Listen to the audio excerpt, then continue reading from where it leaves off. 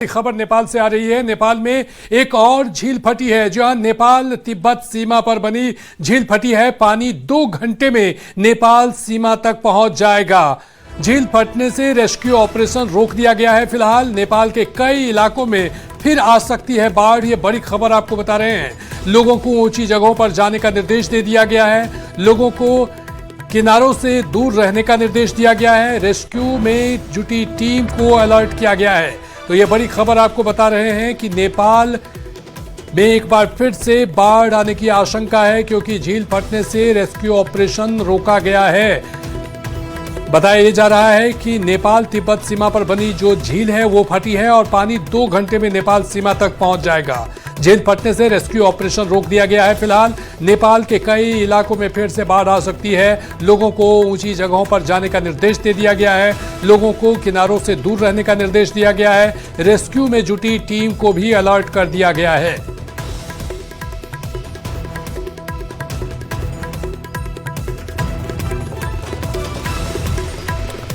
तो आपको बता रहे हैं कि ये बड़ी खबर और तस्वीर भी दिखा रहे हैं कि नेपाल में जलजला आने के बाद एक बार फिर से ये खबर सामने आ रही है कि नेपाल में एक और झील फटी है। नेपाल तिब्बत सीमा पर बनी झील फटी है। पानी 2 घंटे में नेपाल सीमा तक पहुंच जाएगा। ये बड़ी खबर आपको बता रहे हैं। झील फटने से रेस्क्यू ऑपरेशन फिलहाल जो वहां पे चल रहा था उसे रोक दिया गया है। नेपाल के कई इलाकों में फिर से बाढ़ आ सकती है। ऐसे में लोगों को निर्देश दिया गया है कि वो ऊंची जगहों पर चले जाएं। साथ ही साथ जो नदी किनारे पर हैं या फिर जो नदी का मुहाना है वहां रह रहे हैं, वहां से वो दूर चले जाएं।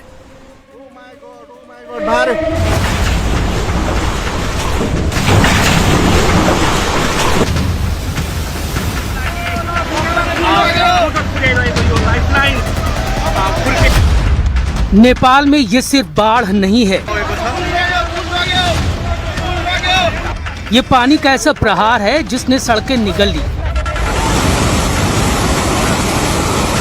लोगों की जिंदगियों को खत्म कर दिया।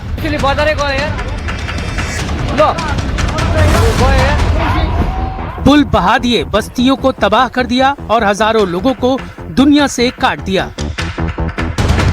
लेकिन सबसे ज्यादा टेंशन भारत के लिए है, क्योंकि नेपाल सरकार के मुताबिक फ्लैश फ्लड के बाद 300 भारतीयों से संपर्क टूट गया है।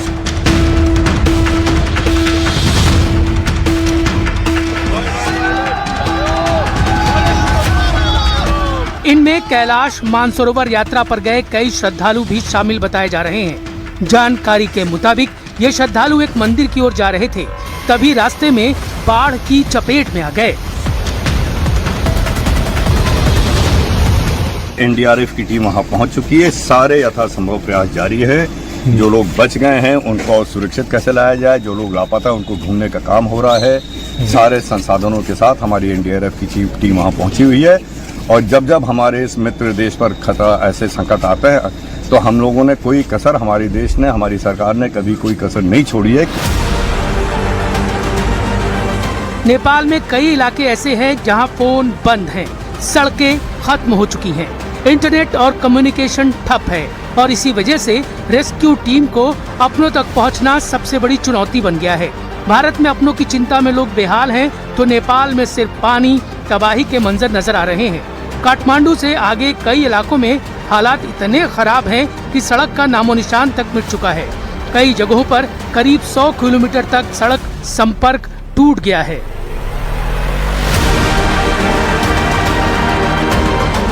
काठमांडू से करीब 150 किलोमीटर ऊपर की स्थिति इस वक्त हम आपको बताने की कोशिश कर रहे हैं, क्योंकि हम उसी रास्ते पर हैं। करीब 50 किलोमीटर तक अभी भी सड़क मार्ग से आप जा सकते हैं। ये जो सड़क है इस पर आप देखिए अभी भी गाड़ियां चल रही हैं। तो काठमांडू से 50 किलोमीटर तक ये सड़क है, लेकिन उसके बाद हमें बताया जा रहा है कि सड़क जो हाईवे है उस पर ब्रिजेस जो नदी के ऊपर है उसके हमने विजुअल्स भी देखे हैं, वो वॉश अवे हो गए हैं। तो आगे का जो 100 किलोमीटर का रास्ता है उस पर गाड़ियां की आवाजाही रुक गई है। नेपाल में रेस्क्यू ऑपरेशन तेजी से चल रहा है, लेकिन इस बचाव अभियान में सामने चुनौतियां बहुत आ रही हैं, क्योंकि कई जगह रास्ते खत्म हो गए हैं तो कई जगह मलबा ही नजर आ रहा है। जिन जगहों पर भारतीयों के फंसे होने की आशंका है वहां पहुंचना और मुश्किल साबित हो रहा है। नेपाल में आई तबाही की लापता की लिस्ट में ईशा फाउंडेशन से जुड़े लोगों के नाम सामने आ रहे हैं। कोयम्बटूर के ईशा फाउंडेशन से जुड़े 80 से अधिक विदेशी और भारतीय श्रद्धालु भी इमिग्रेशन सेंटर के पास फंसे या संपर्क से बाहर हैं। This is a terrible and an extraordinary event, which unfortunately has turned out this way. Well, we don't have any numbers as such, but the overall numbers could be anywhere around 1,500 plus. And many of the Nepali guides who were with us, their families were there. Nepal में आई त्रासदी का दंश झारखंड की राजधानी रांची में भी देखने को मिल रहा है। रांची के रहने वाले राम प्रसाद घोष इस त्रासदी में लापता हैं, जिस वजह से उनका परिवार परेशान है। जब नेपाल का न्यूज़ आया, जो त्रासदी देखे, उसके बाद उनको कांटेक्ट करना शुरू किए तो उनका कॉल नॉट रीचेबल, कॉल नहीं लग रहा। प्लस नेपाल का उनको कोई लोकल नंबर भी दिया गया था, उन पे भी कॉल कर रहे हैं, उस पर भी तो स्विच ऑफ फ़ोन। उसके बाद हम लोग सारा दिन परेशान रहे, शाम तक कहीं कुछ नहीं, और अभी तक हम लोग परेशान ही हैं। और क्या कहते हैं, एम्बेसी में किया गया मैसेज, जो टोल नंबर दिया गया है, हेल्पलाइन नंबर, उस पर भी हम लोग कॉल किए, रिंग हुआ लेकिन कोई उठाए नहीं। कैलाश गए मानसरोवर, चलो जाए के साथ गए थे, ट्रैवल्स के साथ। तो कल से कोई, आज सुबह से उन लोग को कोई बातचीत नहीं हो पा रहा है। तो चलो जाए से भी हम लोग फ़ोन किए थे, हम लोग उन लोग से, तो वो लोग बोल रहे हैं कि हम लोग को तो आज सुबह, कल रात बात किए थे, आज सुबह 8 बजे 8:05 तक बात किए हैं, तो उसके बाद से कोई कांटेक्ट नहीं हो रहा है उनका। Oh my God, Bharat. Nepal में बाढ़ से आई आपदा के बीच पश्चिम बंगाल के दुर्गापुर से यात्रा पर गए 6 यात्रियों का भी पता नहीं चल पा रहा है। संकट की इस घड़ी में ऑपरेशन राहत के तहत भारत ने नेपाल की ओर दोस्ती और इंसानियत का हाथ मजबूती से थाम लिया है। विदेश मंत्री डॉक्टर एस जयशंकर ने जानकारी दी है कि भारत ने 37.5 टन राहत सामग्री, दवाइयां और खाद्य पैकेट लेकर दूसरी विशेष उड़ान नेपाल भेज दी है। ये एयरक्राफ्ट कॉन्फ़िगरेशन में स्टैंडर्ड 2 पायलट होते हैं, बिकॉज ये HDR मिशन है, तो हम 3 पायलट, 2 लोड मास्टर और 4 ग्राउंड को कैरी कर रहे हैं। हम 1 घंटे 15 मिनट तक हम जाएंगे, फिर लैंडिंग करने के बाद, बिकॉज टनेज ज़्यादा है, तो हम एक्सपेक्ट करें 3 से 4 घंटे में इसकी ऑफलोडिंग हो जाएगी। फिर 4 घंटे के बाद हम टेक ऑफ करके वापस हिंडन भी रिकवर करेंगे। इसके साथ ही यूपी की योगी सरकार भी एक्शन मोड में है। उत्तर प्रदेश से SDRF और PAC के 54 जवानों की टुकड़ी रबर और एल्यूमिनियम बोट्स के साथ नेपाल के सिंधुरिया और सीमावर्ती इलाकों में देवदूत बनकर उतर चुकी है। तुरंत ही एक प्लेन HDR का सामान लेके उड़ी थी, आज सुबह एक प्लेन लेके गई है। तो 2 प्लेन का कार्गो का सामान, जिसमें कि कई ह्यूमैनिटेरियन असिस्टेंस के सामान है, दवाइयाँ इत्यादि, जो गवर्नमेंट ऑफ इंडिया ने प्रोवाइड किया नेपाल को, उसको भेज दिया गया है। भारत की इस त्वरित मदद के बाद भारत स्थित नेपाल दूतावास ने भारत सरकार और देश की जनता का आभार जताया है। हालांकि चुनौती बहुत बड़ी है, सड़कें गायब हैं, उसके बावजूद रेस्क्यू टीम लगातार लोगों को बचाने में जुटी है।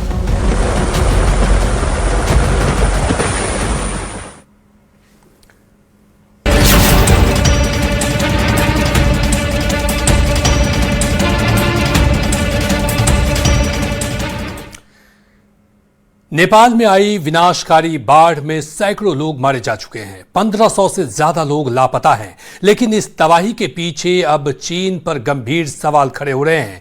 मीडिया रिपोर्ट के मुताबिक तिब्बत सीमा में ग्लेशियर ढहने और मलबे की झील फटने की पूर्व चेतावनी चीन ने नेपाल से छिपाई। नेपाल चीन संधि के बावजूद बीजिंग की ओर से रियल टाइम डेटा साझा नहीं किया गया, जिससे निचले इलाकों में संभलने तक का मौका नहीं मिला। यानी चीन का वाटर बम नेपाल के लिए प्रलय साबित हुआ है।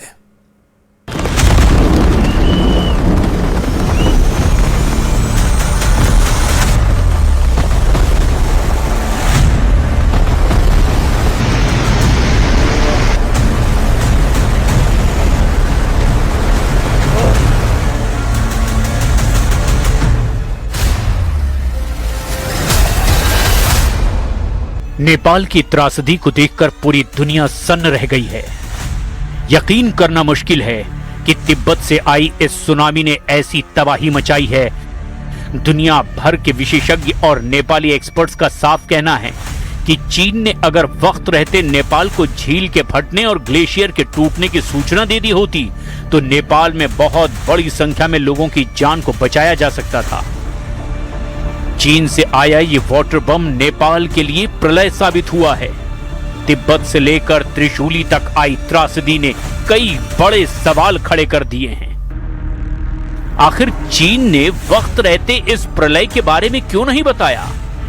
तेजी से बहती मटमैली नदी का खौफनाक सैलाब, ठहते हुए बड़े बड़े पुल, उफनते पानी में बहती गाड़ियां और चारों तरफ फैला भारी मलबा। नेपाल तिब्बत सीमा और हिमालय का महाविनाश नेपाल के लिए एक जल प्रलय साबित हो रहा है। सैकड़ों लोग मारे जा चुके हैं, 1,500 से ज्यादा लोग लापता हैं। 32 देशों के 525 से ज्यादा टूरिस्ट की कोई खबर नहीं मिली। महाप्रलय से जुड़ी एक के बाद एक नई ताजा अपडेट आ रही है, लेकिन हम शुरुआत करते हैं चीन की उस लापरवाही से जिसकी वजह से नेपाल में मौत का तांडव मचा हुआ है।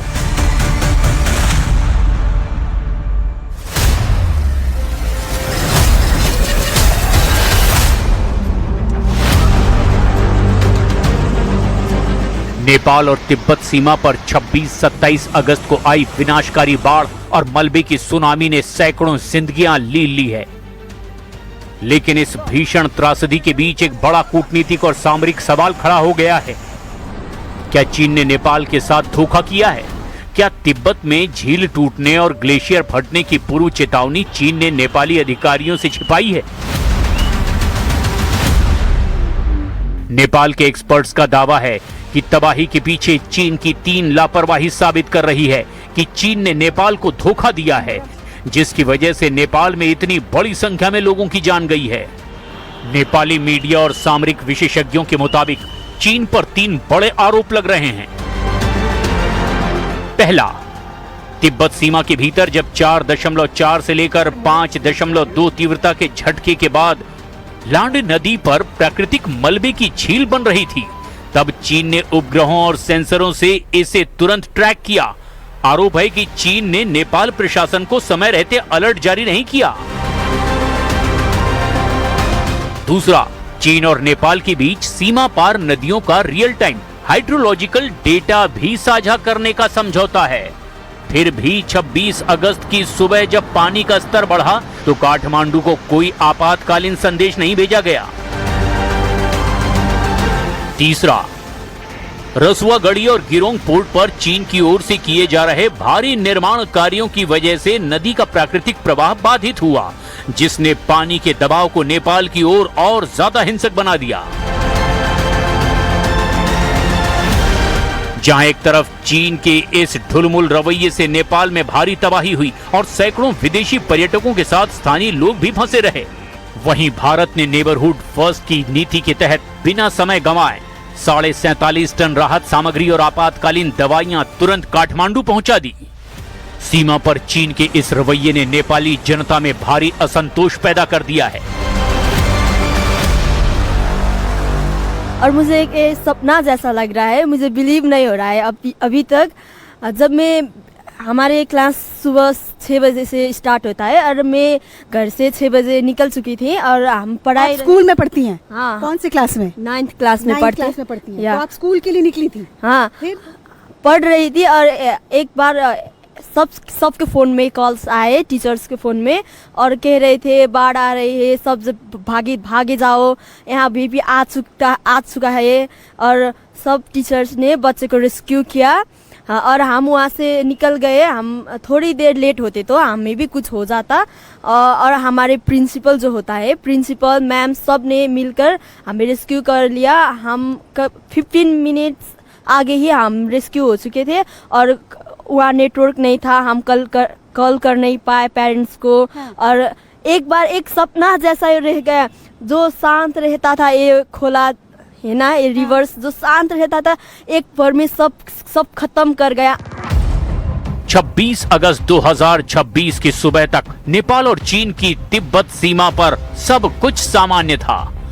कंटेनर ट्रकों और कैलाश मानसरोवर की ओर बढ़ रहे सैकड़ों देशी विदेशी तीर्थयात्रियों से भरा हुआ था, लेकिन किसी को अंदाजा नहीं था कि कुछ ही मिनटों में उत्तर की ऊंची बर्फीली चोटियों से मौत का ऐसा सैलाब आने वाला है जो सब कुछ निगल जाएगा।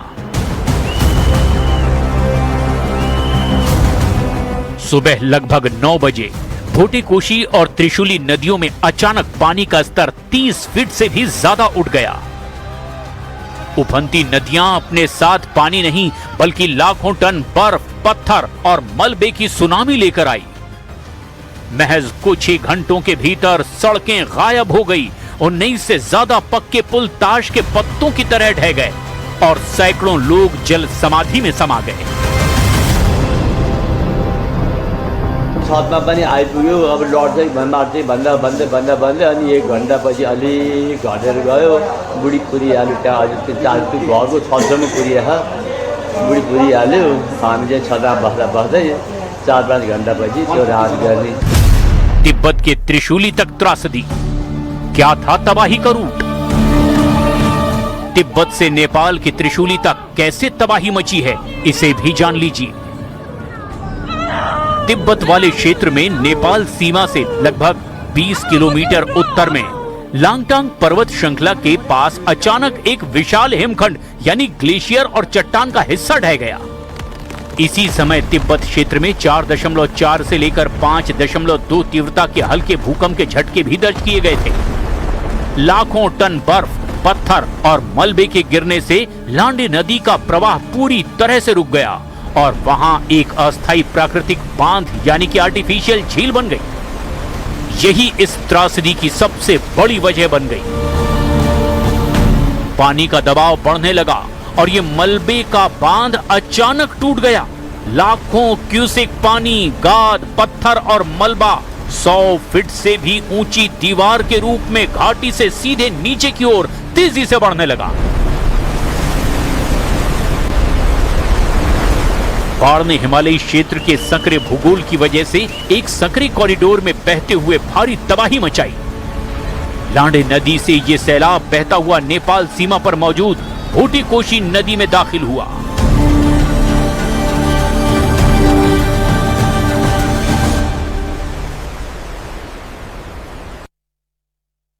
कल तक यहाँ पे एक सड़क थी, ये त्रिशूली का एरिया है। कल तक ये रास्ता आपको नॉर्दर्न नेपाल की तरफ लेकर जाता था, बट कल दोपहर के बाद से ये सिर्फ एक कच्ची मिट्टी का दलदल बन चुका है। ये विनाशकारी बाढ़ सामान्य मानसून की बारिश का नतीजा नहीं थी। शुरुआती वैज्ञानिक जांच और अमेरिकी भूगर्भ सर्वेक्षण यानी कि USGS के आंकड़ों के मुताबिक तिब्बत सीमा के पास लांगटांग ग्लेशियर के पास 4.4 से 5.2 तीव्रता का भूकंप आया। इस झटके की वजह से पर्वत का एक बहुत बड़ा हिस्सा और हिमखंड ढह करके नीचे लांडे नदी में गिर गया। लाखों टन बर्फ और पत्थरों ने नदी का रास्ता पूरी तरह रोक दिया। वहां एक अस्थायी डेब्रिज डैम यानी कि मलबे की झील बन गई। पानी का दबाव जब सीमा से बाहर हुआ तो डैम अचानक फट पड़ा। 100 फीट ऊंचे मलबे की दीवार रसुआगढ़ी, टिमुरे और स्याफ्रू बेसी की ओर 80 किलोमीटर प्रति घंटे की रफ्तार से दौड़ती दिखाई दी। रास्ते में जो भी आया, इमारतें, हाइड्रो पावर प्लांट, सुरंगें और सड़कें, सब कुछ मिट गई।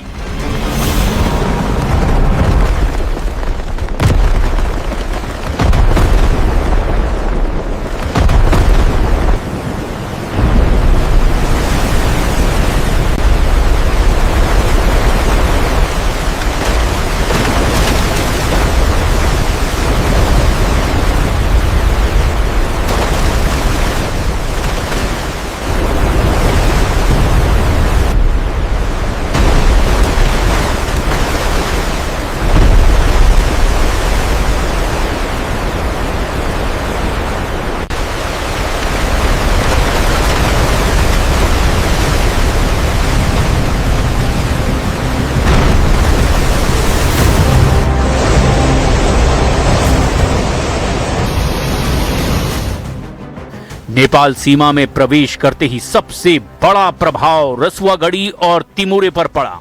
यहां चीन नेपाल व्यापारिक सीमा द्वार, कस्टम यार्ड और कई बहुमंजिला इमारतों और दर्जनों गाड़ियों को मलबे की सुनामी अपने साथ बहा ले गई। आगे बढ़ते हुए भोटेकोशी नदी के किनारे बसा स्याफ्रुबेसी शहर पूरी तरह से तबाह हो गया। ये शहर लांगटांग ट्रेकिंग रूट का प्रवेश द्वार माना जाता है। त्रिशूली नदी में विलय भोटेकोशी नदी आगे जाकर त्रिशूली नदी में मिलती है। ये पानी और मलबा त्रिशूली बाजार, बेटरावती और नुआकोट जिलों से होता हुआ गुजरा, जहां कई मोटरेबल और पक्के कंक्रीट पुल बह गए।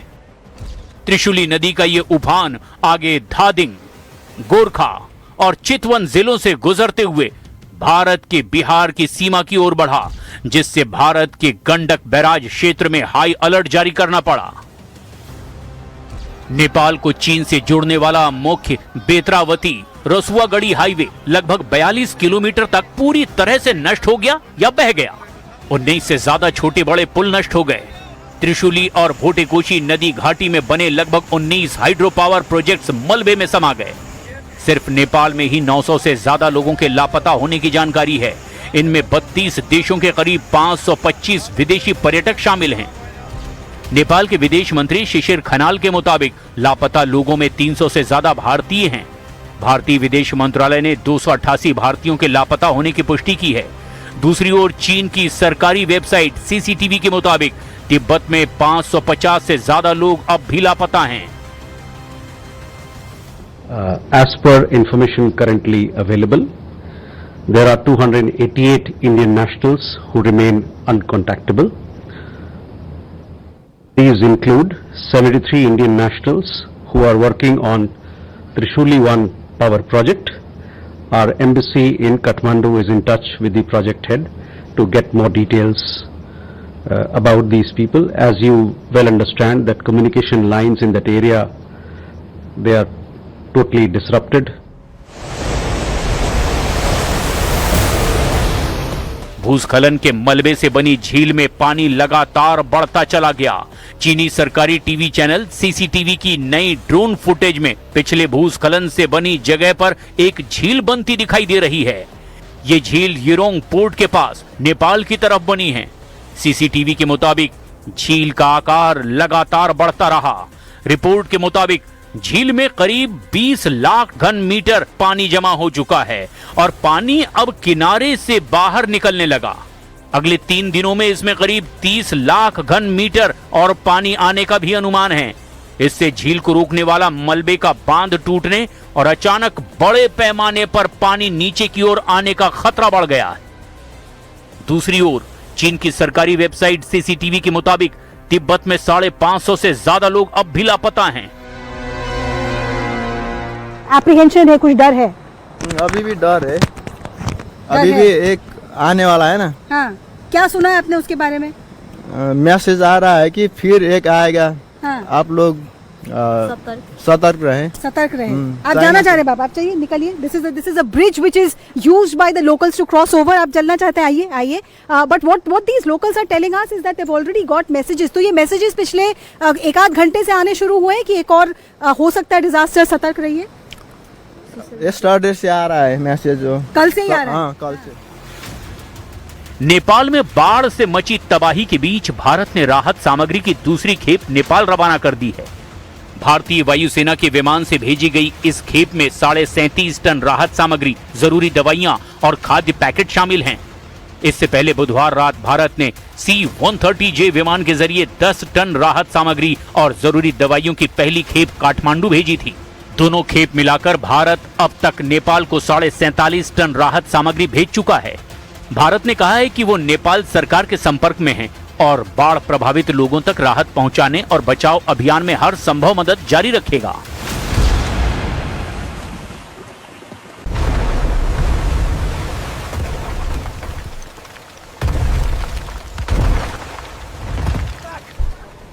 This way, up the hill.